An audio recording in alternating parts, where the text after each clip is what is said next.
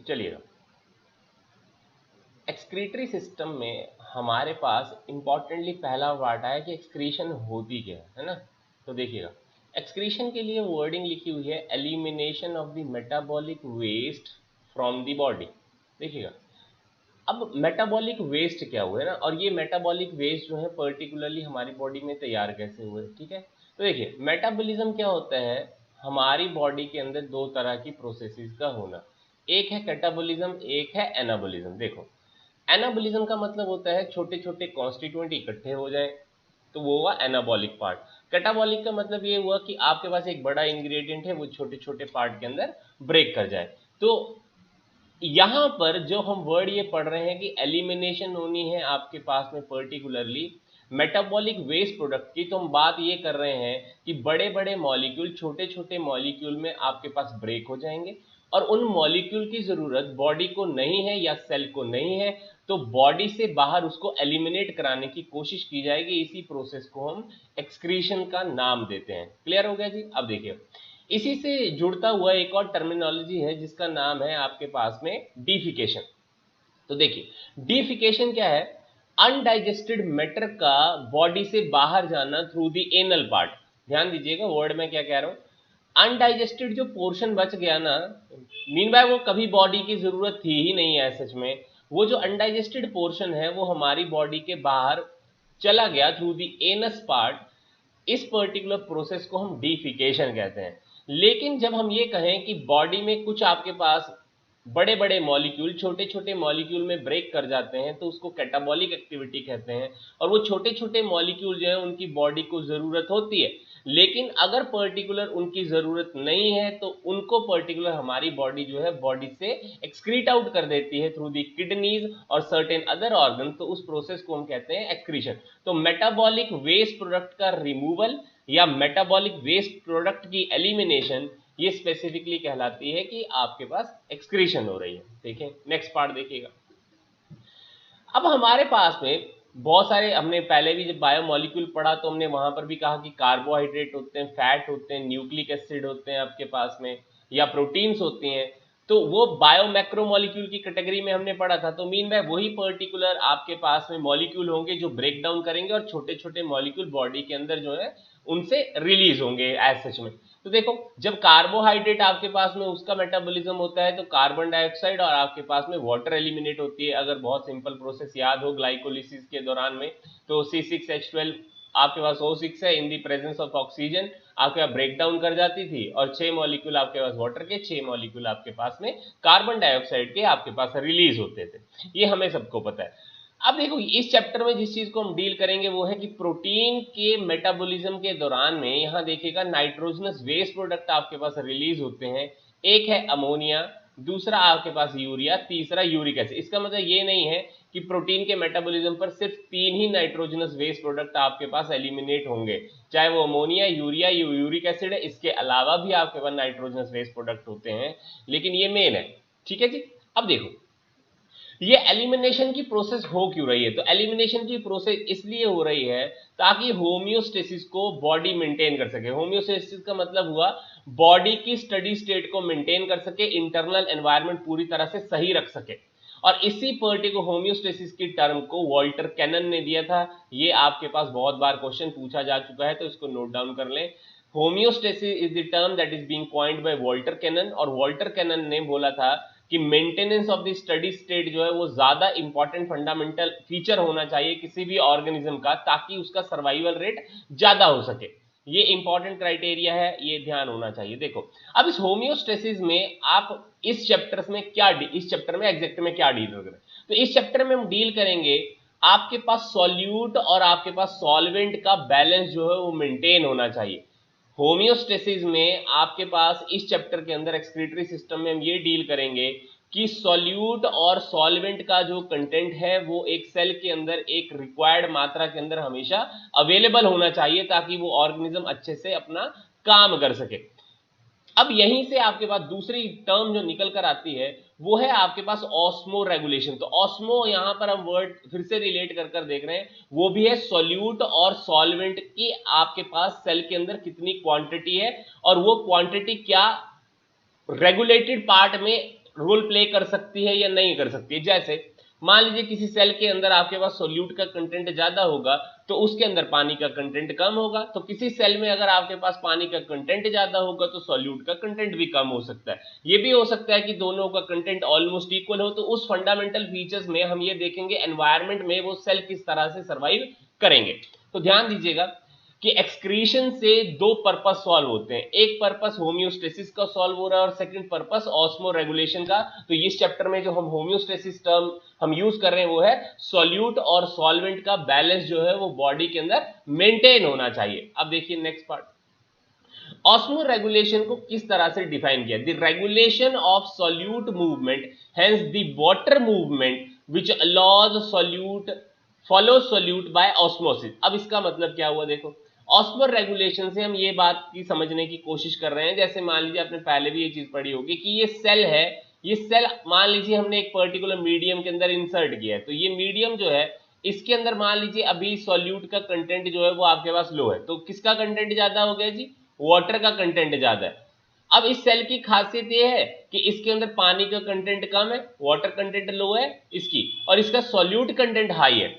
तो हमें ये मालूम है कि वाटर के मॉलिक्यूल जो होते हैं वो हायर कंसंट्रेशन से लोअर कंसंट्रेशन की ओर को मूव कर जाते हैं, क्योंकि प्लाज्मा मेम्ब्रेन आपके पास में सेमी परमिएबल या सेलेक्टिवली परमिएबल है, तो ये आपके पास पर्टिकुलर सॉल्वेंट में वाटर का कंटेंट ज्यादा हो गया। अब ये वाटर बेसिकली इस सेल के इनसाइड में मूव कर सकता है क्योंकि इस सेल के अंदर पानी पहले कम था। ये हुआ रेगुलेट होना, एनवायरमेंटल कंडीशन के अकॉर्डिंगली सेल अपने आप को अडेप्ट करने की कोशिश करने की ट्राई कर रहा है। क्लियर हो गया जी ये फंडामेंटल। अब देखिए क्या लिखता है, on the basis of osmoregulation animals are either osmoconformer और ऑस्मो रेगुलेटर। ध्यान दीजिएगा, यहां से भी क्वेश्चन एनिमल किंगडम से भी कभी कभार पूछ लेते हैं, तो ध्यान दीजिएगा। देखिए दो तरह के नाम लिखे हैं, एक होते हैं ऑस्मो कन्फर्मर, एक होते हैं ऑस्मो रेगुलेटर। इकोलॉजी में भी इसके बारे में डील करिएगा, वहां भी इसके बारे में पूछा जाता है। देखिए तो पहला पार्ट है ऑस्मो कन्फर्मर, क्या लिखा है, these animals can not actively, word देखिएगा, can not actively control the osmotic condition of their body fluids. ठीक है जी। अब इसका मतलब क्या हुआ, अपनी बॉडी का इंटरनल एनवायरनमेंट वो स्टडी स्टेट में नहीं रख सकते हैं। अपनी बॉडी के इंटरनल एनवायरनमेंट में यहां से हम ये समझने की कोशिश कर रहे हैं कि सॉल्यूट और सॉल्वेंट का बैलेंस जो है उनको मेंटेन करना नहीं आता है। मीन बाय ये हुआ कि सेल में कोई फिक्स्ड वैल्यू ऑफ सॉल्यूट और सॉल्वेंट नहीं रहती है, कभी वो चेंज होती रहेगी, जिस तरह से आपके पास बाहर के मीडियम के अंदर सॉल्यूट और सॉल्वेंट का बैलेंस जो है वो चेंज होता रहेगा। तो क्या लिखा है जरा फिर से देखेंगे जी, these animal can not actively control, ध्यान दीजिएगा ये कोई पैसिव फिनोमेना नहीं है, actively control the osmotic condition of their body. ऐसे एनिमल जो एक्टिवली पार्टिसिपेट करने पर भी ऑस्मोटिक कंडीशंस को रेगुलेट नहीं कर सकते हैं, ऐसे पर्टिकुलर ऑर्गेनिज्म ऑस्मो कन्फर्मर कहलाते हैं। नेक्स्ट पार्ट देखिए, इंस्टेड ऑफ दिस, ध्यान दीजिए, instead of this they change और adapt the osmolarity of body fluid according to the osmolarity of the surrounding medium. मैंने अभी कहा ना,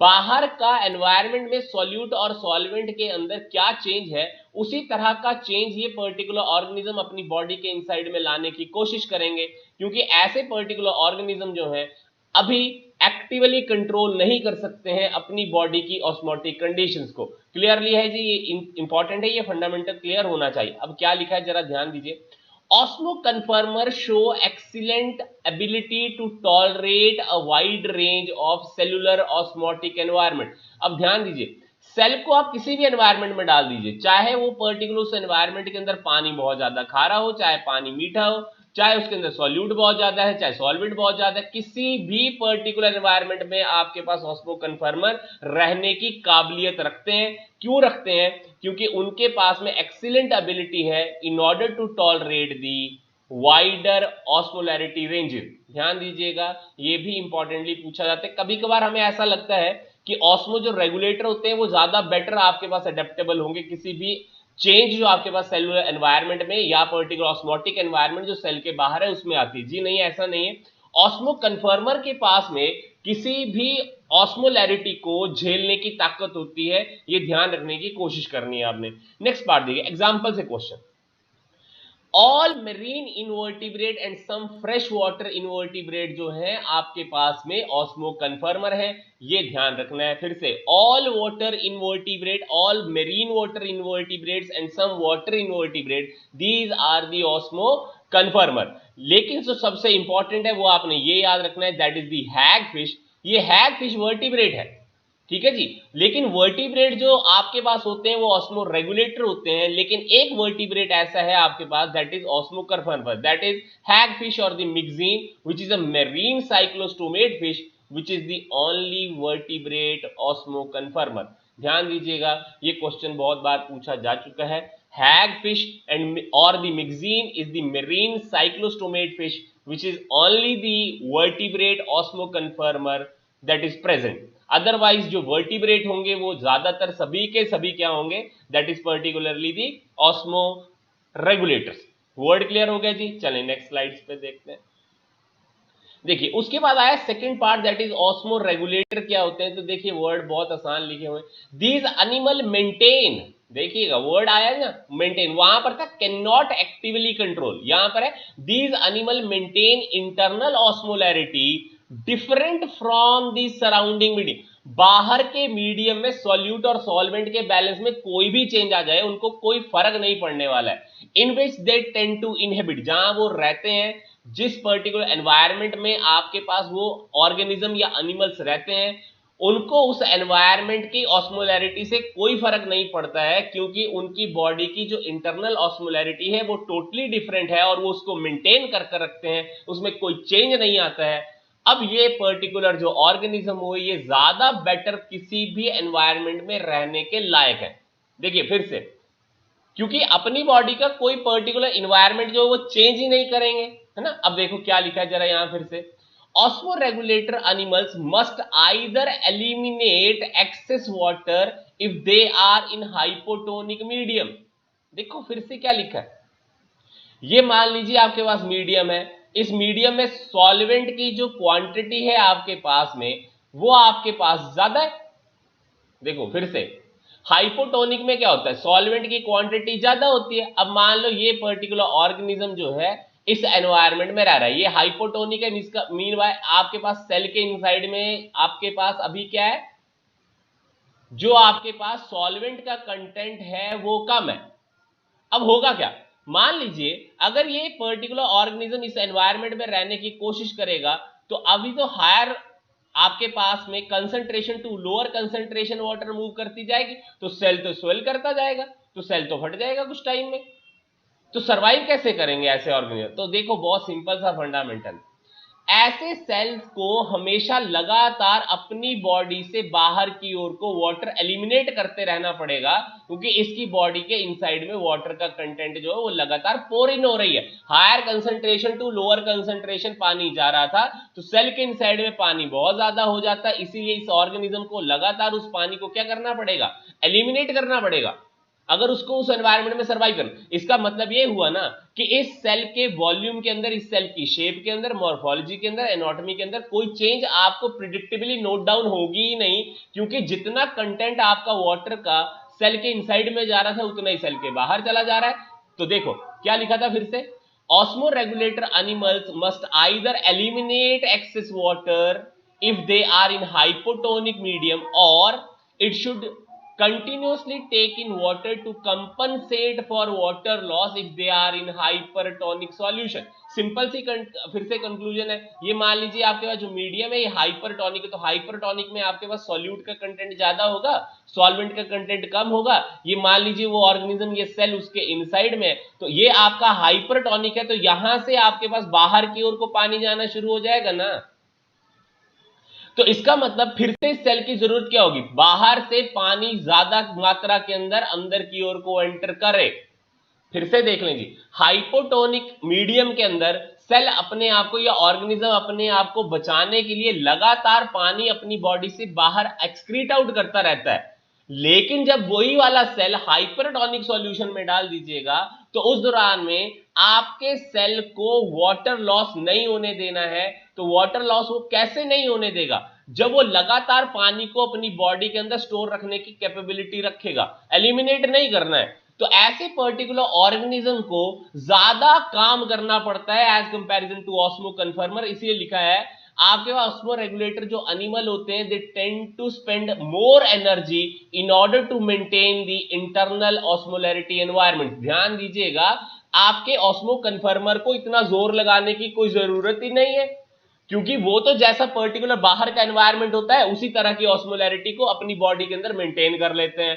लेकिन ऑस्मो रेगुलेटर का इंटरनल एनवायरनमेंट उनको जबरदस्ती मेंटेन करना है, क्योंकि वो अदरवाइज सर्वाइव नहीं कर सकते हैं। हाइपोटोनिक सॉल्यूशन में उनको पर्टिकुलर एक्सेस वाटर को एलिमिनेट करना पड़ेगा, और हाइपरटोनिक सॉल्यूशन या मीडियम के अंदर उनको कंजर्वेशन ऑफ वाटर करने की जरूरत पड़ जाएगी, अदरवाइज वो सेल जो श्रिंक होकर मर जाएगा। तो टेंडेंसी ये है, हम ये इस चीज के लिए पढ़ा रहे हैं कि ऑस्मो जो आपके पास रेगुलेशन है उसमें ऑस्मो कन्फर्मर और ऑस्मो रेगुलेटर से हमें ये चीज तो पता लग रही है कि आपका स्टडी स्टेट को मेंटेन करना किसी भी तरह से जरूरी है। चाहे ऑस्मो कन्फर्मर अपनी बॉडी का इंटरनल एनवायरनमेंट मेंटेन करने के लिए इंटरनल एनवायरनमेंट की तरह अपने बॉडी के अंदर ऑस्मोलैरिटी को मेंटेन कर ले, चाहे ऑस्मो रेगुलेटर की तरह जो आपके पास ऑर्गेनिज्म होते हैं अपनी बॉडी का इंटरनल एनवायरनमेंट मेंटेन करने के लिए ज्यादा एफर्ट करते हैं। ये इंपॉर्टेंट है जी। लेकिन ऑस्मो कन्फर्मर को कोई ज्यादा एफर्ट नहीं करना पड़ता है, ये आपने पक्का से ध्यान रखनी है। अब क्या लिखा है जी, जरा ध्यान दीजिएगा। स्ट्रिक्ट ऑस्मो रेगुलेटर क्या हुए? Are the animal in which are the animals which maintain the composition of body fluid within a narrow osmotic range। इसका मतलब ये हुआ कि आपके पास में मीडियम के अंदर अगर बहुत ज्यादा हाइपरटोनिसिटी और हाइपोटोनिसिटी हो सकेगी तो ऐसे ऑस्मो रेगुलेटर जो आपके पास स्ट्रिक्टली यही रूल फॉलो करते हैं वो भी सरवाइव नहीं कर पाएंगे। ये भी ध्यान रखने की कोशिश करिएगा। जैसे मैंने अभी ये चीज कही थी कि मान लीजिए इस पर्टिकुलर जो मीडियम है इसकी जो हाइपोटोनिसिटी है वो इतनी ज्यादा है कि आपके इस सेल को इतना ज्यादा एफर्ट करना पड़ रहा है कि इस सेल से बाहर वाटर को ये लगातार निकाले, और ये सेल के पास इतनी कैपेबिलिटी नहीं होगी अगर वो बहुत ज्यादा स्ट्रिक्टली ऑस्मो रेगुलेटर होंगे। तो उस एनवायरनमेंट में भी ऑर्गेनिज्म जो है वो सर्वाइव नहीं कर पाएगी, ये भी आपने ध्यान रखना है। तो अब मैंने अभी थोड़ी देर पहले कहा था जितने भी आपके पास वर्टिब्रेट होते हैं वो ऑस्मो रेगुलेटर होते हैं। एक्सेप्शन मैंने अभी बता दी थी, हैग फिशेस और दूसरे आपके पास में इलास्मोब्रैंक दैट इज शार्क और रे फिशेस भी आपको ध्यान रख लीजिएगा। लेकिन फिर भी मैंने कहा मिक्जीन और हैग फिश से ही आपको क्वेश्चन पूछा जाएगा कि बताइए वो ऑस्मो रेगुलेटर है या ऑस्मो कन्फर्मर है। तो ध्यान दीजिएगा, हैग फिश और जो आपके पास मिक्जीन है वो क्या है आपके पास, दैट इज ऑस्मो कन्फर्मर है। ये ध्यान रखना है, जितने वर्टिब्रेट होते हैं अदरवाइज वो ऑस्मो रेगुलेटर होते हैं। क्लियर हो गया जी? अब देखिएगा नेक्स्ट है elimination of nitrogenous waste product. तो नाइट्रोजनस वेस्ट प्रोडक्ट कब तैयार हुए? जब प्रोटीन की आपके पास मेटाबॉलिज्म हुई। तो मेन तीन है जी, एक होता है अमोनिया, दूसरा आपके पास यूरिया, तीसरा आपके पास यूरिक एसिड। ये मेनली है, इसके अलावा भी एक्सक्रीटरी वेस्ट प्रोडक्ट है उनको भी हम देखेंगे। चलें, तो पहला है अमोनिया। तो ऐसे ऑर्गेनिज्म जो ammonia as an excretory waste eliminate करते हैं बॉडी से उनको अमोनोटेलिक्स कहा जाता है। जो यूरिया अपनी बॉडी से एक्सक्रीट करते हैं उनको यूरियोटेलिक कहा जाता है, और जो यूरिक एसिड एक्सक्रीट करेंगे उनको हम यूरिकोटेलिक कहेंगे। ध्यान दीजिएगा, यूरोटेलिक और यूरिकोटेलिक भूलना नहीं। यूरोटेलिक का मतलब हुआ यूरिया को एलिमिनेट करने वाले, uricotelic mean by that is जो आपके यूरिक एसिड को एलिमिनेट करेंगे। तो देखिए ध्यान दीजिएगा क्या लिखता है, बोलता है अमोनिया जो होती है वो सबसे ज्यादा टॉक्सिक वेस्ट प्रोडक्ट है। सबसे ज्यादा टॉक्सिक मेटाबॉलिक वेस्ट प्रोडक्ट जो है वो अमोनिया होती है। तो ऐसे पर्टिकुलर ऑर्गेनिज्म को टेंडेंसी ये होनी चाहिए कि उस टॉक्सिसिटी का नेचर खत्म करने के लिए उन ऑर्गेनिज्म को ऐसी जगह पर रहना पड़ता है जहां पर आपके पास में टॉक्सिसिटी को आपके पास कम करने की टेंडेंसी हो। तो ऐसे ऑर्गेनिज्म हमेशा उस पानी के अंदर रहेंगे जहां पर आपके पास में सॉल्वेंट की कंटेंट बहुत ज्यादा हो as comparison to the salt. ध्यान दीजिएगा मैंने फिर से क्या कहा, ammonia as an excretory waste उन्हीं ऑर्गेनिज्म का पाया जाएगा जो ऑर्गेनिज्म फ्रेश वाटर के अंदर मिलते हैं। फ्रेश वाटर लिविंग जितने भी स्पीशीज होंगे वो सभी के सभी स्पीशीज आपके पास में ammonia as an excretory waste product eliminate करते हैं और उनको अमोनोटेलिक कहते हैं। अब वो इसलिए ऐसा करते हैं क्योंकि जो अमोनिया का मॉलिक्यूल होता है इसकी सॉल्युबिलिटी जो पानी के अंदर ये सबसे ज्यादा होती है। इसलिए मैंने अभी अभी ये चीज कही कि अमोनिया जो है वो सबसे ज्यादा टॉक्सिक वेस्ट प्रोडक्ट है और इसकी टॉक्सिसिटी को कम करने के लिए हमें पानी की जरूरत पड़ेगी। और पानी सबसे ज्यादा शुद्ध कहां पर है? फ्रेश वाटर वाला, जहां पर सॉल्वेंट की कंटेंट सॉल्यूट से हमेशा ज्यादा होती है। तो ध्यान दीजिएगा, अब यहां से क्या चीज पूछी जाती है, वो आपके पास टेडपोल्स। ध्यान दीजिएगा, टेडपोल क्या है आपके पास? Larva of the frog. तो टेडपोल जो होते हैं आपके पास फ्रेश वाटर के इनसाइड में पाए जाते हैं, तो इनकी एक्सक्रीटरी वेस्ट प्रोडक्ट आपके पास अमोनिया होती है। एक्वेटिक जो इंसेक्ट्स होते हैं, ध्यान दीजिएगा, एक्वेटिक इंसेक्ट भी आपके पास में ammonia as an excretory waste product ही एलिमिनेट करते हैं। ये भी इंपॉर्टेंटली आपने ध्यान रखना है। इसके अलावा जो आप चीज ध्यान रखिएगा, ammonia as an excretory waste product जो है वो ऑस्टियोकैथाइज जो फिशेज होती हैं, दैट इज जिनको हम बोनी फिशेज कहते हैं। तो बोनी फिशेज, यहां पर भी देखिएगा मॉडर्न बोनी फिश के बारे में, टीलियोस्ट के बारे में लिखा हुआ है। तो बोनी फिशेज दैट इज ऑस्टियोकैथाइज का जो आपके पास एक्सक्रीटरी वेस्ट प्रोडक्ट होती है वो भी अमोनिया होती है, इसीलिए वो भी अमोनोटेलिक है। क्लियर हो गया जी। उसके बाद सेकंड आपके पास एक्सक्रीटरी वेस्ट है, वो है यूरियोटेलिक। तो अब देखो, अमोनिया जो है वो बहुत ज्यादा कंटेंट में आपकी बॉडी से एलिमिनेट किया जा रहा है क्योंकि बहुत ज्यादा टॉक्सिक प्रोडक्ट है। लेकिन urea as an comparison to ammonia जो है वो आपके पास कम टॉक्सिक है। इसका मतलब ये हुआ कि हमारी किसी की बॉडी को, जिस एनिमल का आपके पास फीचर यूरिया को एक्सक्रीट करने का होगा, उसको ज्यादातर इस वेस्ट प्रोडक्ट को बॉडी से बाहर निकालने की जरूरत नहीं होती है। देखो अब क्या लिखता है, यूरिया उन ऑर्गेनिज्म का एक्सक्रीटरी वेस्ट प्रोडक्ट होगी जो आपके पास टेरिस्टीरियल है। टेरिस्टीरियल का मतलब धरती पर रहने वाले जो जीव जंतु होंगे वो आपके पास particular urea as an excretory waste product जो एलिमिनेट करेंगे। अब टेरिस्टीरियल एनवायरनमेंट में सबसे ज्यादा जरूरत होती है पानी को कंजर्व करने की। तो यूरिया अगर एक्सक्रीटरी वेस्ट प्रोडक्ट है तो urea is helping to solve the problem की कंजर्वेशन होगी या नहीं होगी। अगर यूरिया आपके पास बॉडी के इनसाइड में होगा तो कंजर्वेशन ऑफ वाटर होने की टेंडेंसी बहुत ज्यादा होगी। ये ध्यान देने की कोशिश करिएगा। दूसरी पार्ट, लैंड वर्टिब्रेट्स के अलावा या आपके पास टेरिस्टीरियल ऑर्गेनिज्म के अलावा जो आपकी कॉन्ड्रिकेथाइस होती है, कॉन्ड्रिकेथाइस का मतलब हुआ कार्टिलेजिनस फिशेज या मेरीन वाटर फिशेज, तो आपके पास ये वाली जो फिशेज होती है इनका भी एक्सक्रीटरी वेस्ट प्रोडक्ट आपके पास यूरिया होती है। ये भी ध्यान रखिएगा, हमारी बॉडी में 95% यूरिया की एलिमिनेशन हो जाती है, 5% यूरिया एलिमिनेट नहीं होता है। और वही यूरिया जो है वो कोशिश करता है कि किसी ना किसी तरह से आपकी बॉडी के अंदर सॉल्यूट और सॉल्वेंट के कंटेंट को मेंटेन किया जाए through the particular the counter current mechanism. ये हम बहुत बार पढ़ते भी हैं, तो भूलिएगा मत। क्लियर है जी। अब देखिए क्या लिखा हो, urea can be tolerated in more concentrated form because it is 1 lakh times less toxic than ammonia. ध्यान दीजिएगा, इसीलिए हमारी बॉडी जो इसको टॉलरेट कर पाती है।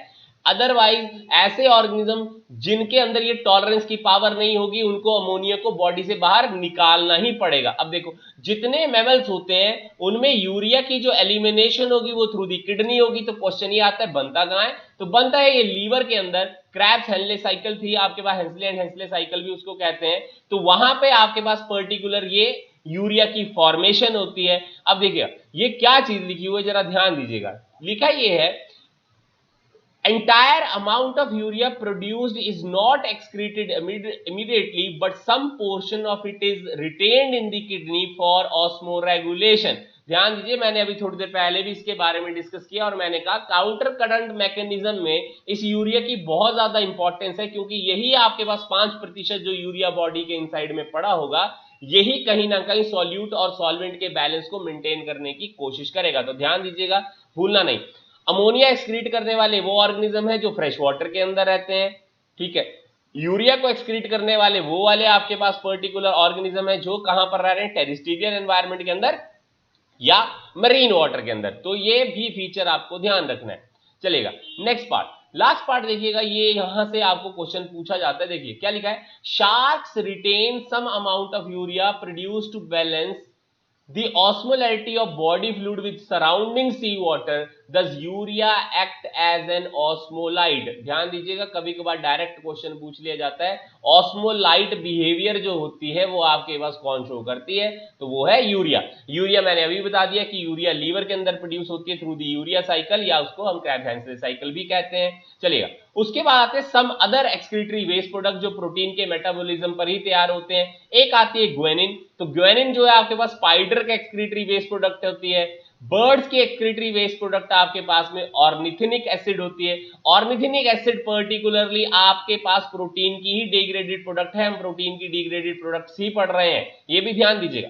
अब देखिएगा, लिखा है कि बर्ड का excretory waste product ornithinic acid होती है, लेकिन इसके अलावा यूरिक एसिड भी as an excretory waste product है बर्ड का, और यही मेन वेस्ट प्रोडक्ट है। देखो, इसके अलावा वर्ड लिखा हुआ है जितने लैंड स्नेल्स होते हैं, जितने इंसेक्ट्स होते हैं और आपके रेप्टाइल्स होते हैं, ये भी uric acid as an excretory waste product ही एलिमिनेट करते हैं। क्यों आपके पास यूरिक एसिड को ही as an excretory waste product ये एलिमिनेट करते हैं? क्योंकि इन सभी ऑर्गेनिज्म को कंजर्वेशन ऑफ वाटर की बहुत ज्यादा जरूरत है। तो जितना ज्यादा कंजर्वेशन ऑफ वाटर की जरूरत होगी, उतना ही आपके पास ऐसा एक्सक्रीटरी वेस्ट प्रोडक्ट बॉडी से बाहर निकाला होगा जिस पर्टिकुलर वेस्ट प्रोडक्ट को हमारी बॉडी टॉलरेट करने के लायक होगी। तो यूरिक एसिड को टॉलरेट करना बहुत ज्यादा आसान है, लेकिन अमोनिया को टॉलरेट करना सबसे ज्यादा डिफिकल्ट है। वाटर सॉल्युबिलिटी की वजह से आपके पास उसको क्या कर दिया जाता है, बॉडी से एलिमिनेट करने की टेंडेंसी है। इसीलिए हमेशा अमोनिया जो है, फ्रेश वाटर जो लिविंग आपके पास स्पीशीज होंगे, उनका एक्सक्रीटरी वेस्ट प्रोडक्ट आपके अमोनिया होगा। सेकंड आपके पास यूरिया, आपके पास टेरेस्ट्रियल ऑर्गेनिज्म और मेरीन एनवायरनमेंट में जो रहने वाले होते हैं उनका एक्सक्रीटरी वेस्ट प्रोडक्ट होती है। यूरिकोटेलिक आपके पास जो है वो आपका यूरिक एसिड को एलिमिनेट करने वाले ऑर्गेनिज्म, जिनमें आपका land snail, insects, birds and many reptiles आते हैं। अब यहां से क्या चीज ध्यान रखनी है, वो ये भी ध्यान रखना है, जरा मैंने पिछली स्लाइड आपको पढ़ाई तो मैंने यहां पर एक वर्ड यूज किया था, एक्वेटिक इंसेक्ट। ध्यान दीजिएगा, एक्वेटिक इंसेक्ट जब तक वर्ड यूज ना किया हो तब तक आप ये मान के चलेंगे कि इंसेक्ट का जो एक्सक्रीटरी वेस्ट प्रोडक्ट है वो मेनली आपके पास यूरिक एसिड ही होती है। क्लियर हो गया जी? अनलेस एंड अनटिल पेपर में मेंशन किया हो कि आपके पास एक्वेटिक इंसेक्ट है, तो बताइए एक्सक्रीटरी वेस्ट प्रोडक्ट क्या होगी। चले, उसके बाद देखिएगा, बटरफ्लाई की एक्सक्रीटरी वेस्ट प्रोडक्ट है आपके पास प्यूरिन, ये भी ध्यान रखिएगा। मैमल्स में, जो हम ह्यूमन बींग्स हैं तो हम टेरेस्ट्रियल एनवायरनमेंट में रहते हैं, तो मेनली हमारा एक्सक्रीटरी वेस्ट प्रोडक्ट यूरिया हुआ। इसके अलावा भी एक्सक्रीटरी वेस्ट प्रोडक्ट है, वो है हिप्यूरिक एसिड, क्रिएटिन एंड क्रेटिनिन। ध्यान दीजिएगा, क्रेटिनिन के जो लेवल्स होते हैं हमारी बॉडी के अंदर, ये इंडिकेटिव वैल्यूज होती हैं कि वो ये बताती हैं कि किडनी डैमेज हुआ है या नहीं हुआ है। क्रेटिनिन के ज्यादा लेवल्स हो जाएं तो ये बताता है कि किडनी डैमेज हो गई है, अगर नॉर्मल विद इन रेंज होगा तो ये बताएगी कि किडनी नॉर्मली आपकी फंक्शन कर रही है। तो ध्यान दीजिएगा, ये भी इंपॉर्टेंट है। इसके अलावा एलेंटोइन, ध्यान दीजिए, एलेंटोइन। तो एलेंटोइन क्या लिखा हुआ है, excretory waste product of the foetus of reptiles, aves and mammal, ये भी ध्यान रखना है। इसके अलावा आपके पास में that is trimethylamine oxide, that is TMA, as an excretory waste product है आपके मेरीन टिलोस्ट का। लास्ट आती है आपके पास amino acid. Amino acid as an excretory waste product कौन एलिमिनेट करते हैं, वो आपके पास सम मोलस, जिसमें आपका पाइल और यूनियो आती है, और सम इकाइनोडर्मेट, जिसमें स्टारफिश एंड होलोथुरियाई। ध्यान दीजिएगा, यहां से भी क्वेश्चन पूछा जाता है, और क्वेश्चन नंबर 1 यहां से जो बनती है वो है आपके ग्वेनिन, सेकंड आपके पास ऑर्निथिनिक एसिड, उसके बाद आती है आपके पास एलेंटोइन, और उसके बाद आपके पास TMA, that is trimethylamine oxide. इनसे क्वेश्चन पूछे जा चुके हैं और टेंडेंसी है कि पूछे भी जाएंगे आगे भी। क्लियर हो गया जी? उसके बाद देखिएगा, उसके बाद आपके पास आती है that is ornithine cycle. Ornithine cycle that is urea cycle, जो आपके पास क्रैब-हैंसले ने जो आपके पास साइकिल के बारे में बताया। अब इस साइकिल के थ्रू आपके पास यूरिया की फॉर्मेशन होगी इन द लीवर। अब देखिएगा इंपॉर्टेंट फंडामेंटल क्या है, देखिए इंपॉर्टेंट फंडामेंटल ये है कि यूरिया की प्रोसेस को स्टार्ट करने के लिए सबसे पहली आपके पास इस रिएक्शन का होना जरूरी है, जिस रिएक्शन के अंदर 2 मॉलिक्यूल अमोनिया के और 1 मॉलिक्यूल कार्बन डाइऑक्साइड का in the presence of an enzyme that is carbamoyl phosphate synthetase. Carbamoyl phosphate synthetase की प्रेजेंस में जहां पर 2 एटीपी आपके पास यूटिलाइज होंगे, और वो आपके पास में एनर्जी देंगे ताकि ये पर्टिकुलर दो आपके पास इंग्रेडिएंट जो है इनकी रिएक्शन हो सके और एग्जैक्टली आपके पास निकल कर आए, दैट इज कार्बामाइल फॉस्फेट। ध्यान दीजिए, पहला स्टेप कहलाता है rate limiting step. Rate limit करने का मतलब ये हुआ कि जब तक ये स्टेप नहीं चलेगा तब तक अगली प्रोसेस नहीं चलेगी, और कितना अमाउंट ऑफ यूरिया एग्जैक्टली में बनना चाहिए वो भी डिसाइड होगा कि आपके पास ये रिएक्शन कितनी फास्टर लेवल पर कंप्लीट हो रही है। तो देखें, दो मॉलिक्यूल अमोनिया के in the presence of carbon dioxide with the utilization of two molecule of ATP, the carbamyl synthetase phosphate synthetase activity will take place and the formation of carbamyl phosphate will occur. Now this particular process is happening in the mitochondria of the hepatocyte. hepatocyte जो आपका liver के cell हुए, liver में ये process चल रही है, तो ये माइटोकॉन्ड्रिया में चलने वाली प्रोसेस है। अब देखिए हुआ क्या हुआ, ये आपके पास साइटोप्लाज्म में पड़ा हुआ था ornithine. This ornithine will combine with this carbamyl phosphate in the presence of ornithine carbamyl transferase. ध्यान दीजिएगा, ऑर्निथिन कार्बामाइल ट्रांसफरेज की मदद से आपके पास कार्बामाइल फॉस्फेट और ऑर्निथिन के बीच में रिएक्शन होगी और प्रोडक्ट बनकर आएगी सिट्रुलिन, और ये सिट्रुलिन आपके पास साइटोप्लाज्म में है। साइटोप्लाज्म में आपके पास सिट्रुलिन से तैयार होगा, that is argininosuccinic acid in the presence of an enzyme that is argininosuccinic synthetase, plus there will be an addition of the aspartic acid and there will be an utilization of one molecule of ATP। ध्यान दीजिए, मैं सारी चीजें जितनी बता रहा हूं भूलिएगा मत। फिर से देखिए, अमोनिया कार्बन डाइऑक्साइड के साथ में कंबाइन करेगा, दो मॉलिक्यूल अमोनिया के, एक कार्बन डाइऑक्साइड का, दो एटीपी की यूटिलाइजेशन होगी, कार्बामाइल फॉस्फेट सिंथेटेज अपनी एक्टिविटी करेगा, कार्बामाइल फॉस्फेट बनेगी। साइटोप्लाज्म में जो आपके पास ऑर्निथिन जो है वो पड़ा हुआ है, वो कंबाइन करेगा कार्बामाइल फॉस्फेट के साथ in the presence of ornithine carbamyl transferase की मदद से सिट्रुलिन तैयार होगा, और वो सिट्रुलिन कन्वर्ट होगी आर्जिनोसक्सिनिक एसिड के अंदर। जब एस्पार्टिक एसिड जो है वो एडिशन आउट हो जाएगी और 1 एटीपी की आपके पास में एज एन एनर्जी यूटिलाइजेशन होगी, तो आर्जिनोसक्सिनिक सिंथेटेज की एक्टिविटी पर आर्जिनोसक्सिनिक एसिड आपके पास बनकर तैयार होगा। अब आर्जिनोसक्सिनिक एसिड जो है आपके पास फॉर्मेशन कर कर देगा, एक आपके पास आर्जिनिन की और दूसरा आपके पास फ्यूमेरिक एसिड की। तो आपके पास फ्यूमेरिक एसिड जो क्रैब साइकिल के अंदर यूटिलाइजेशन हो जाएगी और ये आपके पास रिएक्शन होगी आपके पास आर्जिनोसक्सिनेज की मदद से। ध्यान दीजिएगा, कभी कभार आर्जिनोसक्सिनेज लाएज नाम का एंजाइम भी लिखा होगा। लाएज का मतलब होता है ब्रेक डाउन करने वाला। तो आपके पास आर्जिनोसक्सिनिक एसिड से दो प्रोडक्ट की फॉर्मेशन होगी, एक आर्जिनिन और एक fumaric acid. Fumaric acid basically Krebs cycle में यूटिलाइज हो जाएगी और आपके पास आर्जिनिन से आपके पास तैयार होगा, that is ornithine in the presence of the enzyme that is arginase.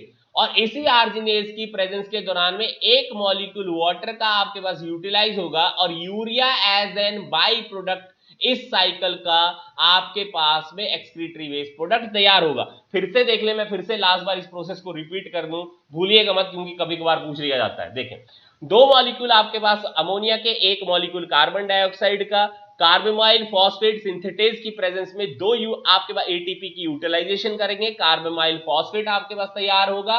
कार्बामाइल phosphate आपके माइटोकॉन्ड्रिया में बन रहा है।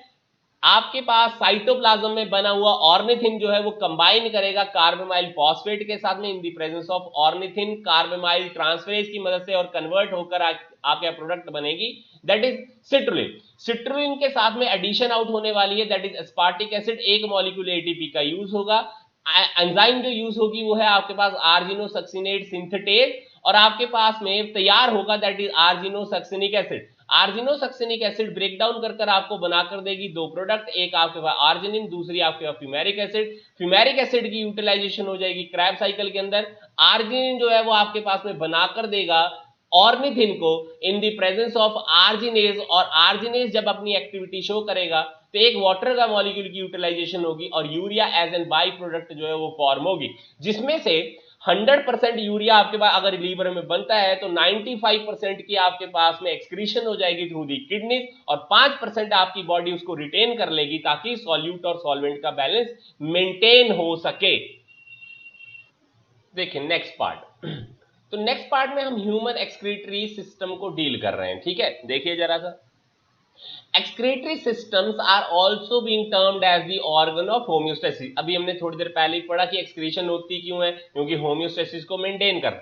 हमारी बॉडी में जो मेन एक्सक्रीटरी ऑर्गन है वो है किडनी, ध्यान दीजिए जी, किडनी। इसके अलावा एसेसरी एक्सक्रीटरी ऑर्गन भी है, एक है आपके पास स्किन, दूसरी लीवर, तीसरे लंग्स और फोर्थ आपके पास में लार्ज इंटेस्टाइन। देखो एसेसरी का मतलब ये हुआ, या अदर एक्सक्रीटरी ऑर्गन का मतलब ये हुआ कि इनका रोल एज सच में कुछ सर्टेन एलिमिनेशन करने का तो जरूर है, लेकिन इनका प्राइमरी रोल कुछ और है।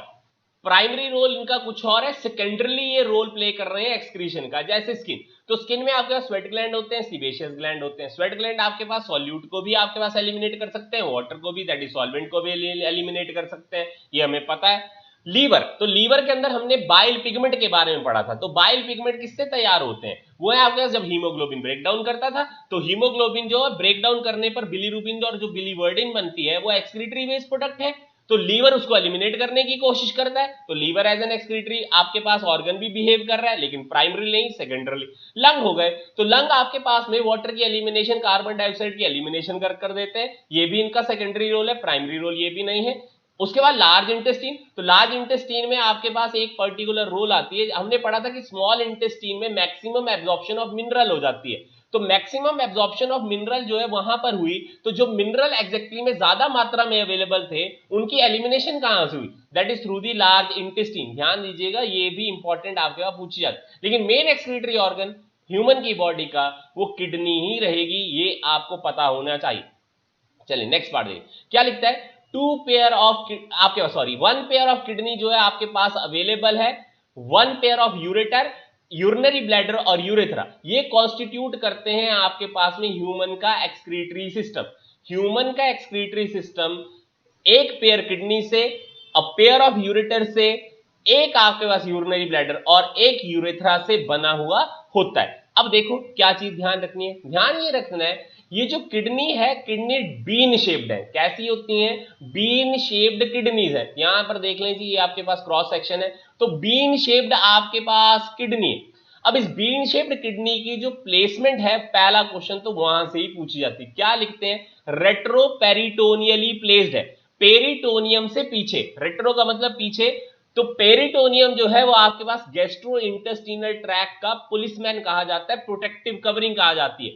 तो उस आपके पास पेरिटोनियम से पीछे आपके पास क्या चीज प्लेस्ड की हुई है, दैट इज किडनीज प्लेस्ड है। तो हम वर्ड क्या यूज करते हैं, रेट्रो पेरिटोनियली प्लेस्ड किडनीज है, ये ध्यान दीजिएगा। अब दूसरी चीज क्या ध्यान देनी है, अब पेयर ऑफ किडनी है, इसका मतलब एक राइट किडनी है और एक लेफ्ट किडनी है। राइट किडनी जो है वो थोड़ा सा आपके पास नीचे होती है और आपके लेफ्ट किडनी थोड़ी सी ऊपर प्लेस्ड है। अब ऐसा क्यों है, जरा ध्यान दीजिएगा, राइट किडनी थोड़ा सा डाउनवर्ड प्लेस्ड है और आपके पास लेफ्ट किडनी थोड़ी ऊपर रहती है। जरा इस डायग्राम को भी देखने की कोशिश, अगर मैं यहां से एक लाइन भी ड्रॉ कर दूं ना, आपको बहुत कॉमनली पता लग जाएगा कि आपके राइट किडनी थोड़ी स्लाइटली डाउनवर्ड प्लेस्ड है और लेफ्ट किडनी थोड़ी सी ऊपर है। ऐसा क्यों है, क्योंकि राइट साइड पर आपके पास में लार्जेस्ट विसरल ग्लैंड प्रेजेंट है, जो आपके पास में लीवर है। तो लीवर का साइज ज्यादा है, इसीलिए लीवर ने धक्का दे दिया राइट वाली किडनी को कि वो थोड़ा सा डाउनवर्ड हो जाए। लेफ्ट साइड पे आपकी बॉडी के स्प्लीन होती है सिर्फ, तो स्प्लीन बेसिकली आपके पास में उतनी साइज की नहीं है जितनी साइज का आपके पास लीवर है, इसीलिए लेफ्ट किडनी थोड़ी स्लाइटली अपवर्ड प्लेस्ड होती है और राइट किडनी थोड़ी स्लाइटली डाउनवर्ड प्लेस होती है, लेकिन दोनों की दोनों किडनीज रेट्रो पेरिटोनियली प्लेस्ड है, ये चीज आपने ध्यान रखनी है। चले ये भी क्लियर हो गया जी। उसके बाद इंपॉर्टेंट क्या चीज ध्यान रखनी है, आपके पास में जो एक्सक्रीटरी वेस्ट प्रोडक्ट एलिमिनेट करने का काम है वो तो आपके किडनी का ही है, तो वो एक्सक्रीटरी वेस्ट प्रोडक्ट आएगा कहां, इनटू द यूरेटर। कहां पर आ रहा है जी, इनटू द यूरेटर, तो ये है आपका यूरेटर। अब यहां से लेकर आपके पास जो पर्टिकुलर एक्सक्रीटरी वेस्ट प्रोडक्ट आ रहा है वो यूरिनरी ब्लैडर तक कैसे पहुंचेगा, वो थ्रू द यूरेटर पहुंचेगा। लेकिन यूरेटर की एक खासियत है, ये पेरिस्टेलिसिस का फंडामेंटल शो करेगी। याद है मैंने पेरिस्टेलिसिस बताई थी, स्मूथ मसल के अंदर होती है और उन स्मूथ मसल के अंदर जो कॉन्ट्रैक्शन और रिलैक्सेशन होती है उसको हम पेरिस्टेलिसिस कहते हैं। तो आपकी यूरेटर में भी पेरिस्टेलिसिस होगी, तभी आपके पास पर्टिकुलर एक्सक्रीटरी वेस्ट है वो आपके किडनी से होता हुआ यूरिनरी ब्लैडर तक आएगा। अब ये भी चीज क्लियर है। उसके बाद हमने एक और चीज पढ़ी थी एनिमल टिश्यू के अंदर कि यूरिनरी ब्लैडर के अंदर एक आपके पास एपिथेलियम होती है, उसको हम ट्रांजिशनल एपिथेलियम कहते हैं। और ट्रांजिशनल एपिथेलियम की खासियत ये थी कि बेसमेंट मेम्ब्रेन नहीं होती है, सेल कैन स्ट्रेच आउट, इसीलिए आपके यूरिनरी ब्लैडर की टेंडेंसी है कि वो आपके एक्सक्रीटरी वेस्ट को स्टोर कर सकता है लंबे समय तक, अनलेस एंड अनटिल उस यूरिनरी ब्लैडर की मैक्सिमम कैपेबिलिटी रीच हो जाए, तब तक आपका यूरिनरी ब्लैडर नहीं फटेगा, क्योंकि इसके यूरिनरी ब्लैडर के पास में ट्रांजिशनल एपिथेलियम, और ट्रांजिशनल एपिथेलियम की खासियत इलास्टिसिटी है।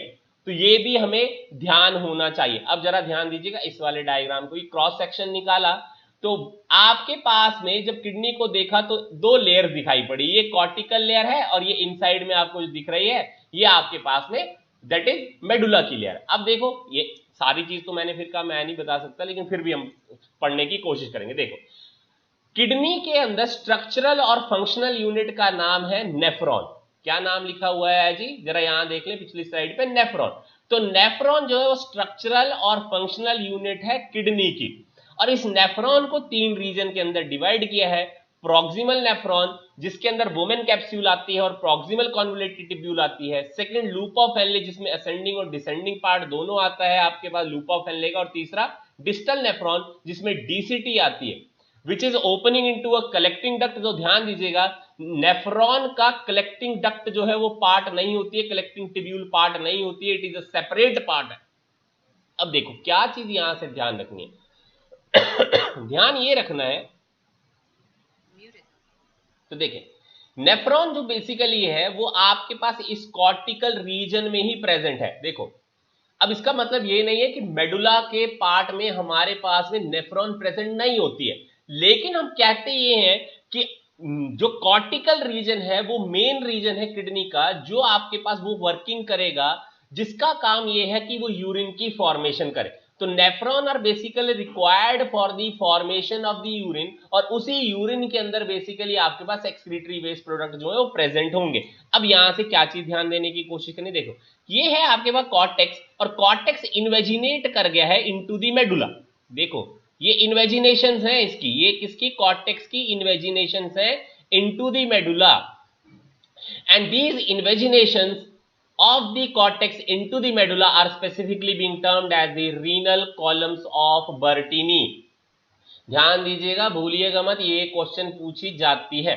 अब देखो क्योंकि आपके पास ये रीनल कॉलम्स ऑफ बर्टिनी आ जाते हैं, इसीलिए आपको मेडुला दिख रहा है कि बीच में बाइफरकेटेड हो, ये ट्राइंगुलर रीजन्स बनना शुरू हो गए। इनको पर्टिकुलरली हम रीनल पिरामिड्स या मेडुलरी पिरामिड के नाम से जानते हैं। अब देखो ये जो आपके पास मेडुलरी पिरामिड्स होते हैं, they are opening into a minor calyces. ये जो छोटे छोटे हिस्से आपको दिख रहे हैं ये आपके पास माइनर कैलिसिस है। अब माइनर कैलिसिस से पहले आपके पास जो ये रीनल पिरामिड का हिस्सा जो टर्मिनेट कर कर आ रहा है, इसको हम रीनल पेपिला कहते हैं। ध्यान दीजिएगा, renal papilla will open into the minor calyces and minor calyces will open into the major calyces. तो देखो ये आपके पास ये जो बड़े वाला हिस्सा आपको ये ओपनिंग दिखाई पड़ रही है, मेजर कैलिसिस है, और मेजर कैलिक्स से आपके पास में सीधे डायरेक्टली यूरिन जो है वो कहां पर चली जाएगी, इनटू द यूरेटर। तो ध्यान दीजिएगा ये चीज आपको याद होनी चाहिए कि यूरिन का पाथवे क्या है। तो पाथवे जरा फिर से देख लें जी, यहां पर लिखा भी है, पहले नेफ्रॉन, नेफ्रॉन से जाएगा कलेक्टिंग डक्ट, कलेक्टिंग डक्ट क्योंकि मैंने कहा ना नेफ्रॉन का पार्ट नहीं है, कलेक्टिंग डक्ट से होता हुआ रीनल पेपिला, रीनल पेपिला से रीनल कैलिसिस, रीनल कैलिसिस से रीनल पेल्विस, रीनल पेल्विस से होता हुआ यूरेटर, यूरेटर से होता हुआ यूरिनरी ब्लैडर, और थ्रू दी यूरेथ्रा बॉडी से बाहर यूरिन आ जाएगी। ये क्लियरली पता होना चाहिए क्योंकि यहां से क्वेश्चन पूछी जाती है। अब जरा एक और पार्ट पे ध्यान दे ले, अब यहां चलते हैं जरा, ये नेफ्रॉन का आपके पास में पार्ट लिखा हुआ है। तो देखो नेफ्रॉन को हम कॉमनली दो पार्ट के अंदर डिवाइड कर देते हैं, एक को हम कहते हैं मालपीगियन कॉर्पस्कल और दूसरों को कहते हैं ट्यूबुलर सिस्टम।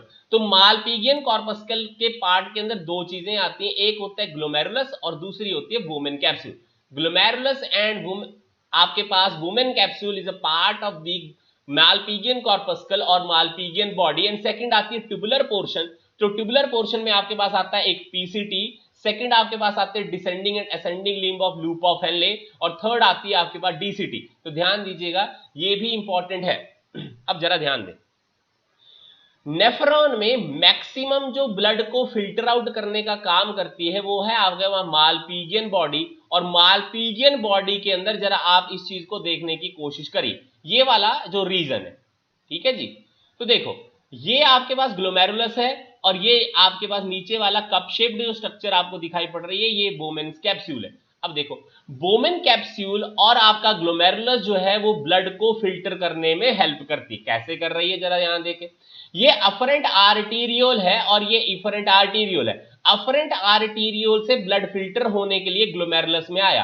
तो ग्लोमेरुलस क्या है, these are nothing but the fenestrated capillaries है। फेनिस्ट्रेटेड का मतलब होता है छेद जिनमें होते हैं कैपिलरीज के अंदर।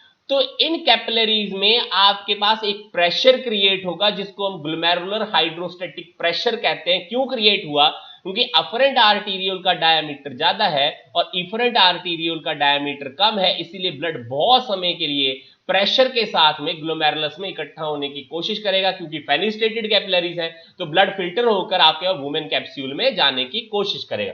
अब वुमेन कैप्सूल और पर्टिकुलरली आपके ग्लोमेरुलस के बीच में स्पेस है, तो यहां पर भी आपके पास में फिल्टर्ड जो पोर्शन होगा ब्लड का वो इकट्ठा होने की कोशिश करेगा। अब देखो जी इकट्ठा होगा तो होगा क्या, इस वुमेन कैप्सूल की वॉल के ऊपर भी प्रेशर लगना शुरू हो जाएगा। तो वुमेन कैप्सूल की वॉल पे जब प्रेशर लगना शुरू होगा तो आपके पास वुमेन कैप्सूल की इंटरनल वॉल की जो लाइनिंग है वो squamous epithelium, simple squamous epithelium, और उसमें स्ट्रेचेबिलिटी की खासियत होती है। और स्ट्रेचेबिलिटी की खासियत होने पर आपके पास क्या है कि इस पर्टिकुलर वुमेन कैप्सूल की इंटरनल लाइनिंग में पोर्स क्रिएट होना शुरू हो जाएंगे जिनको हम पोडोसाइट कहते हैं, और उन्हीं पोडोसाइट की मदद से ब्लड फिल्टर आउट होकर आगे की ओर को मूव करने की कोशिश करेगा। अब ध्यान दीजिएगा, इसका मतलब यह हुआ जो बॉडी की इंपॉर्टेंट रिक्वायरमेंट्स होंगी वो फिल्टर आउट नहीं होंगी, और जो बॉडी की एग्जैक्टली में रिक्वायरमेंट नहीं है वो आपके पास फिल्टर आउट होकर यूरिन के थ्रू बाहर जाने की कोशिश करेगी। तो इसका मतलब इन कैपिलरीज के थ्रू उन पर्टिकुलर चीजों की कभी भी एलिमिनेशन नहीं होगी जो बॉडी की सबसे ज्यादा नीड्स है, जैसे आरबीसी हो गए, डब्ल्यूबीसी हो गए, प्रोटीन्स हो गई, हॉर्मोन्स हो गए, एंजाइम्स हो गए, ये सभी के सभी कभी भी फिल्टर नहीं होंगे। क्यों नहीं होंगे, क्योंकि ये बॉडी की सबसे ज्यादा जरूरत है। और अगर फिल्टर आउट होकर ये आगे की ओर को जाने की कोशिश करेंगे इसका मतलब ये हुआ कि किडनी डैमेज होना शुरू हो चुकी है, अदरवाइज ऐसा कभी नहीं हो सकता है। क्लियर हो गई जी, ये इंडिकेशंस आपको पता होनी चाहिए। अब देखिएगा नेक्स्ट पार्ट। अब देखो ये भी पढ़ लिया ना हमने। थर्ड आपके पास जो इंपॉर्टेंट था उसके बाद था ट्यूबुलर पोर्शन, तो वो है पीसीटी, उसके बाद आया लूप ऑफ हेनले, उसके बाद आपके पास डीसीटी। तो देखो प्रॉक्सिमल कॉन्वोलेटेड टिब्यूल जो है ये बहुत इंपॉर्टेंट है। प्रॉक्सिमल कॉन्वोलेटेड टिब्यूल की खासियत ये है कि इसमें ब्रश बॉर्डर्ड एपिथेलियम होती है। अब देखिए मान लीजिए ब्लड फिल्टर होकर आया यहां तक पहुंचा, अब ब्रश बॉर्डर एपिथेलियम होने से फायदा क्या होता है, फायदा होता है ना कि आपके पास एब्जॉर्प्शन हो सकती है बहुत अच्छे से। तो PCT is the site of री absorption of certain important constituents of the blood, जो आपके फिल्टर होकर यहां से यहां तक पहुंच गए। अब जैसे पीसीटी से एब्जॉर्प्शन होती है ऑलमोस्ट 100% ग्लूकोज की, क्योंकि ग्लूकोज भी मेरी बॉडी की नीड है, तो 100% ऑलमोस्ट ग्लूकोज की एब्जॉर्प्शन पीसीटी से हो जाती है। इसके अलावा sodium ion 75%, potassium ion almost 75%, उनकी भी एब्जॉर्प्शन हो जाती है। 75% ही वाटर, उसकी भी रीएब्जॉर्प्शन पीसीटी से ही हो जाती है। क्यों, क्योंकि ये हमारी बॉडी की सबसे ज्यादा जरूरत की चीजें हैं, बॉडी से ये बाहर एलिमिनेट नहीं होनी चाहिए, और एलिमिनेट नहीं होनी चाहिए उसके लिए रोल प्ले कर रही है, that is proximal convoluted tubule that is showing the maximum reabsorption of the constituents that is basically required by the body। अब आपके पास जो constituent बच गए वो आगे की ओर को मूव करते जाएंगे, अगर हो सकी तो reabsorption होगी, अगर कुछ इंपॉर्टेंट आपके पास में constituent होंगे, नहीं तो अदरवाइज नहीं होगी। क्लियर हो गया जी, ये इंपॉर्टेंट आपको ध्यान होना चाहिए। अब जरा ध्यान देकर यहां से चलिएगा, ये आपके पास में डिसेंडिंग लूप ऑफ हेनले है, ठीक है, ये पीसीटी चली हुई है, ठीक है जी। तो पीसीटी हमने पढ़ लिया, ब्रश बॉर्डर्ड है। अब उसके बाद जो descending part of loop of Henle आती है वो आपके पास पर्टिकुलर थिनर होती है। कैसी है, थिन है। और जब आप असेंडिंग पार्ट की ओर को जाइएगा तो वो धीरे धीरे कर उसका डायमीटर आपको बढ़ता हुआ दिखेगा। क्यों दिख रहा है जी, क्योंकि जो आपके descending part of loop of Henle है इसकी जो एपिथेलियम है वो स्क्वेमस टाइप की है, और जो आपके पास पर्टिकुलर असेंडिंग वाला पार्ट है उसकी जो एपिथेलियम है वो क्यूबॉइडल टाइप की है। अब ध्यान दीजिए ऐसा क्यों हुआ, इसलिए हुआ यहां से जो आपका descending part of loop of Henle है, यहां से बड़े मॉलिक्यूल की रीएब्जॉर्प्शन करवाने की कैपेबिलिटी है, और वो कौन सा मॉलिक्यूल है, दैट इज वाटर। तो देखो 5% वाटर आपके पास डिसेंडिंग लूप ऑफ हेनले से और आपके 75% प्रॉक्सिमल कॉन्वोल्यूटेड ट्यूब्यूल से रीएब्जॉर्ब हो गया, तो टोटल अमाउंट ऑफ जो वाटर रीएब्जॉर्ब होकर बॉडी में रह गई वो 80% है, और इस प्रोसेस को हम कहते हैं ऑब्लिगेटरी वाटर रीएब्जॉर्प्शन।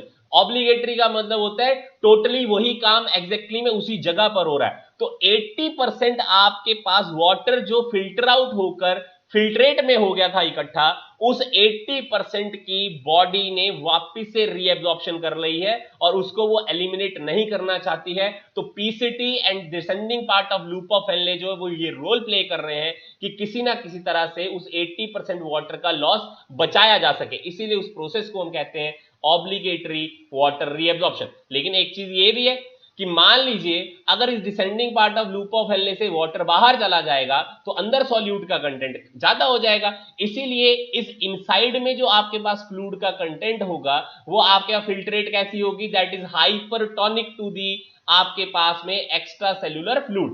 क्लियर। उसके बाद अगर नीचे की ओर को जाइएगा तो मैक्सिमम जो आपके हाइपरटोनिसिटी होगी वो इस टर्मिनल एंड पर दिखेगी, क्योंकि जितना सॉल्यूट यहां होगा वो सारा इकट्ठा कर कहां पर होगा, इस टर्मिनल पार्ट में। इसको बोलते हैं U shape part of loop of Henle. उसके बाद जब आप असेंडिंग पार्ट की ओर को मूव करेंगे तो एपिथेलियम आपका क्यूबॉइडल हो गए। इसका मतलब ये हुआ कि वाटर की रीएब्जॉर्प्शन नहीं हो सकती है, लेकिन सॉल्यूट इससे बाहर की ओर को रीएब्जॉर्ब हो सकता है। तो सॉल्यूट अगर बाहर जाएगा तो अंदर सॉल्यूट कम हो गया, इसका मतलब उसके कंपैरिजन में वाटर का कंटेंट ज्यादा हो गया। तो यहां पर आपके पास फिल्ट्रेट कैसा होगा, हाइपोटोनिक। असेंडिंग पार्ट में हाइपोटोनिक, डिसेंडिंग पार्ट में हाइपरटोनिक। अब ये हाइपोटोनिक जो फ्लूइड है वो मूव कर जाएगी इनटू दी डीसीटी। डीसीटी पर एक हार्मोन एक्ट करता है जिसका नाम है एडीएच, एंटी डायूरेटिक हार्मोन, और वेसोप्रेसिन। वो वेसोप्रेसिन वाटर की रीएब्जॉर्प्शन करा देगा यही डीसीटी से। तो आपके पास हाइपोटोनिसिटी कन्वर्ट हो जाएगी हाइपरटोनिसिटी के अंदर, क्योंकि एग्जैक्टली में क्या हुआ, पानी सारा का सारा किसने खींच लिया, एडीएच ने खींच लिया। तो एडीएच अगर उस पानी को खींच लेगा तो उसकी रीएब्जॉर्प्शन हो जाएगी, लेकिन डीसीटी के ऊपर वो जो रीएब्जॉर्प्शन हो रही है वो आपके पास हार्मोन के थ्रू हो रही है। एडीएच ने रोल प्ले किया और डीसीटी से वाटर की रीएब्जॉर्प्शन करवाई। फिल्ट्रेट कैसा हो गया, हाइपरटोनिक।